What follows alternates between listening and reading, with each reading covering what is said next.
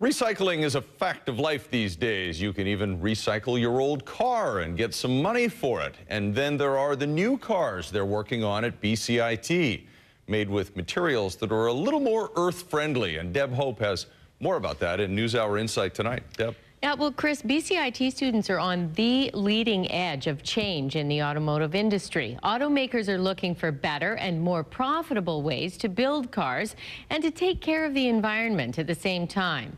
And that's where the BCIT students come in. They are experimenting with new materials that can have a big impact on a car's environmental footprint.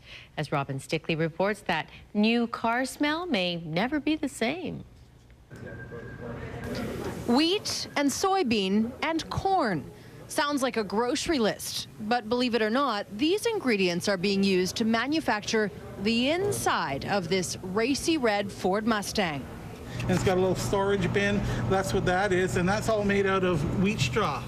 BCIT automotive students are learning about Ford's new recyclable plastics today. 50% of the inside of this vehicle is reusable material.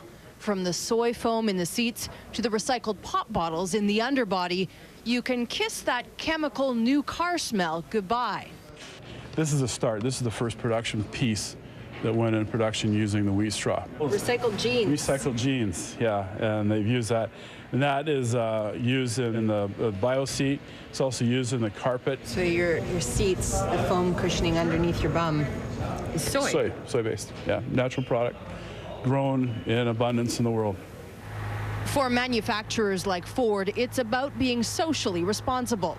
Nowadays, that responsibility extends right through until their product reaches the end of its road.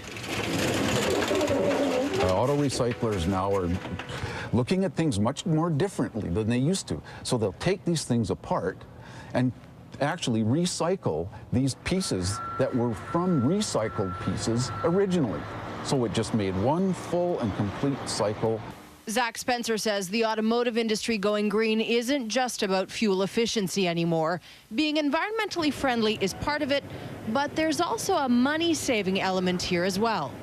There are some plants, I know Toyota, for example, says that they have a plant that has zero waste. Nothing goes to the landfill. All the things that fall on the floor are recycled. The waste water is recycled. The car companies are hoping their consumers will get behind the wheel and feel good about having eco-friendly interiors.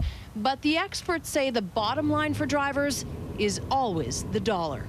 If you can get a manufacturer that can produce something that's greener, interior, components, or maybe a more fuel-efficient engine, then people will be attracted to that as a bonus, but that's not going to be their primary decision. The primary decision really comes down to how much is a vehicle going to cost me every month.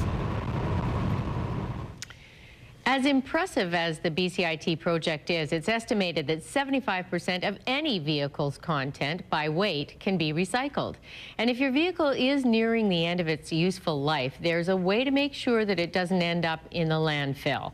The federally funded program is called Retire Your Ride. If your vehicle is older than 1995, still running, and has been registered and insured for at least the past 6 months, you can qualify.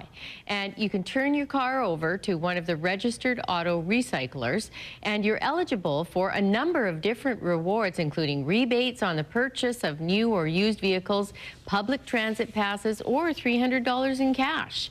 Since it began in January of 2009, Retire Your Ride has taken in more than 16,000 older vehicles off the roads in BC, nearly 124,000 nationwide. But you know what? You better hurry, because the program itself is going to be retired at the end of March.